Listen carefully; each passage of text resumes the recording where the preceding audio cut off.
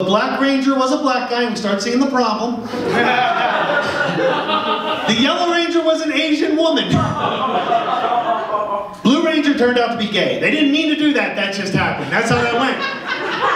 They hired an actor that wore glasses with a history in theater. They didn't see that coming, I don't know why. But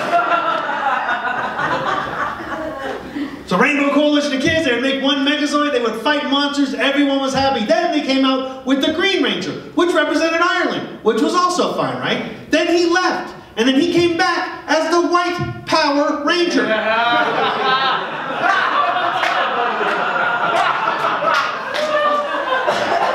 Where he had his own Mega Droid on its own. And that Mega Droid literally went on the back of the Rainbow Coalition's Mega Droid.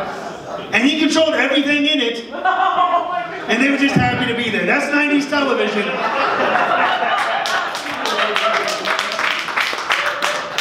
And that's the show we watched. Now, bless you.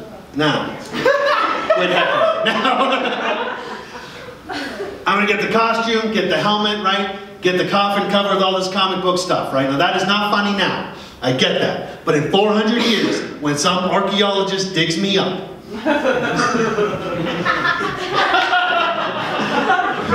they're like, oh my God, there were superheroes. I don't believe this. This is just a fun fact I learned studying this joke. In the 90s, people complained that the Yellow Ranger was an Asian woman and a Black Ranger. So what they did is they fired all the minorities on the show. This is true. And they replaced them with different minorities. The Red Ranger stopped being Native American, he just became an Italian guy named Rocky. And that's how they fixed it. That's how they did that. Now, I moved into a nicer place. I live in a house now. I live in a nice house, and in that house I have a basement. And in that basement I have a comic book fort. Yeah, that's a real room divider, right? Like, there's a lot of people like, that's really cool. And there's a lot of people like, that's really sad. And here's the thing, it is not sad. It is not sad. Because it's my house. If it was my mom's house, that'd be really fucking sad. But it's not, it's my house. I pay rent most of the time. What's good?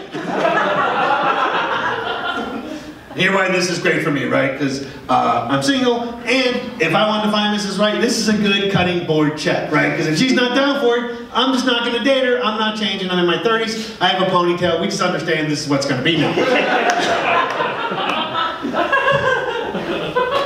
And if she is into it, that's great. She's still not allowed in my fort. No girls allowed. I'm a traditionalist. Old school. I can feel some of you feminists tensing up on that joke.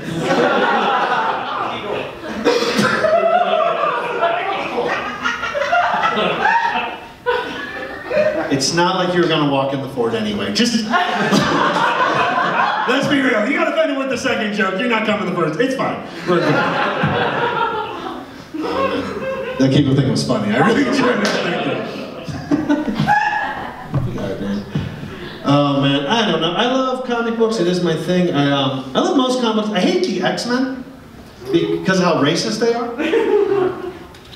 If you don't know what the X-Men are, they're a group of mutants that get treated disproportionately because they're different than human beings. They're also inherently more dangerous than human beings, but no one addresses that. It's really weird. It's a weird show.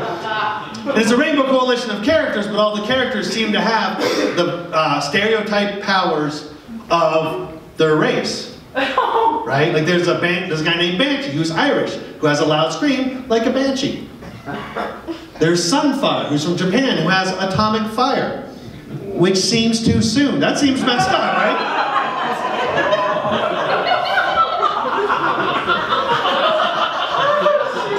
There's a Jewish kid in the show called Shadow Cat. She has the power to run through walls and hide, and that seems fucked up. Maybe I'm reading too much into it. That might be... Like you hope it's not true, but you're a little concerned about it. Now I'm not breaking new ground on this, but here's where they lost me, right? In the book, there was a character that became Native American. Right? She was a white human girl that became Native American because in comic books that can happen.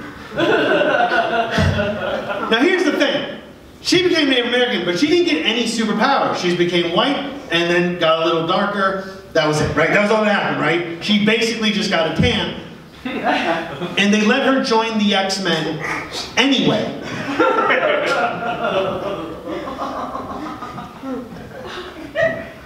So in a comic book, where motherfuckers have claws, and people can shoot lasers out of their eyes, they still just assume Native Americans have their own superpowers. That's fucked up.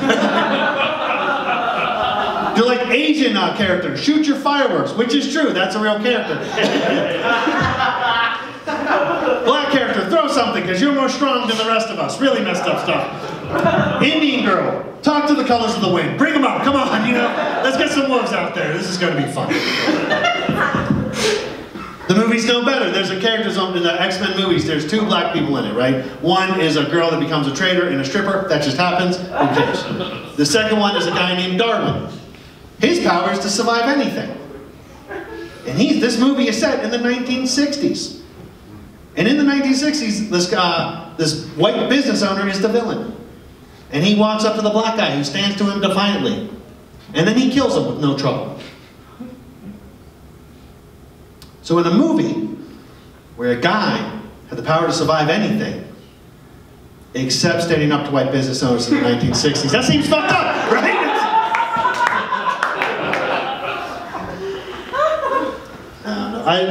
I love Minneapolis. It's a nice place. I have a lot of friends that were raised with hope.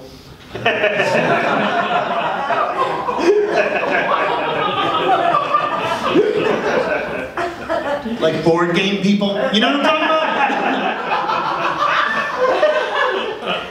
Like they play the game of life. And in their game of life, you can go to college and make $60,000 a year. Yeah, or you can not go to college and make $40,000 a year. We might as well play Dungeons and Dragons because I haven't seen either of those fucking things. I got back home this year because I had some self-esteem and I wanted to knock that shit down. Because here's the thing, I'm a professional comedian, right? And like, now you can look at it either one of 2 ways. Either I am chasing my dream, going around the country, making tens of dollars, entertaining nuns of fans. It can go either way, right? Or, as the VA says, I am failing to adapt back into society. Both of those are true.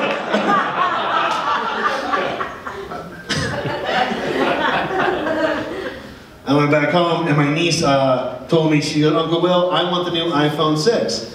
And my sister, her mother says, hey, Uncle Will can't do that. He's a comic. You're going to get better luck with Santa Claus. My niece is like, I don't believe in Santa Claus. And my sister goes, yeah, and I don't believe in your Uncle Will. That's what I'm saying.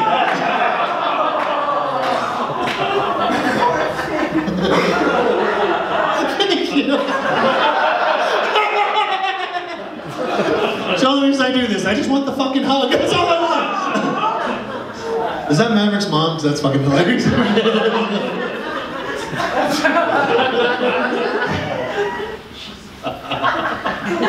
that's fantastic. No, my niece is 50. Like, here's the thing. I lived in a pretty bad neighborhood. It's like they re-gentrified it recently, which makes it a lot just tougher to go home. Because like I used to live in a place, like where I lived, when I tell people where I lived, their response was, why? You know what I mean? Like my dad even lived in a bad neighborhood. And this is how I knew it was a bad neighborhood. He lived on five corners, 5 stars, south of the valley. 5 points. 5 points, thank you. He lived by the Kmart, right? And at noon, I decided to walk from his house to the Kmart. And what happened was, a guy drove his car, stopped in the middle of the road, skidded and said, hey, white boy, do you know where you're at? And I said, I do now. Thank you. Excuse me, gracias. I'm trying to blend in. I said, I'm fine, but thank you for your concern. Like, that's the same neighborhood I grew up in, right? It was just a black neighborhood, so just being a black guy pulls up and goes, hey, do you know where you're at, white boy? I sure do. My mom didn't make better decisions, so we're just here. That's just, we have to fight a lot more. Being native though got me out of shit, right? Because in Pittsburgh, you're either white or black. They're not really smart with it, right? Like I have a friend that's Puerto Rican, when he has his afro out, he's black. When he shaves it, he's white, because racism is fucking intelligent. And so,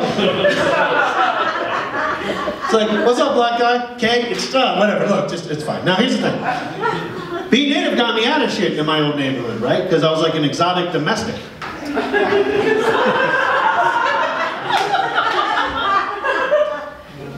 Or any Native Americans in Pittsburgh, I was like, I might as well have been half unicorn for something. When as my neighborhood, I was walking down the street, some kids were coming up to beat me up because I was white in their neighborhood, which was my fault. That was my bad. I'm sorry. And they go, yo, we're gonna kick your white ass. I said, fair enough. But technically, I'm Native American. Well, shit. You never really met one of you before. It's like, you don't look like the Native Americans on television. It's like, what Native Americans do you know on television? Disney's classic Pocahontas. Yeah, I'm three-dimensional. I don't know what to tell you. Yeah, that's how it is, right? They let me join their gang. It was really nice of them. They called me Mowgli. Look, it's the wrong Indian, but they tried. They tried, right? Bonded up. I look more like Mowgli than the Pocahontas' lesbian friend in that movie. Yeah, right, Native American with bangs. You know what's up. You know what's up. Look.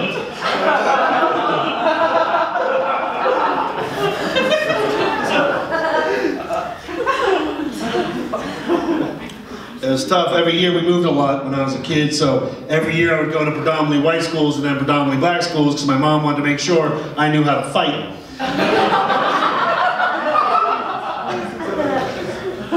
I don't know if you guys know this. Actually, I'm very starting to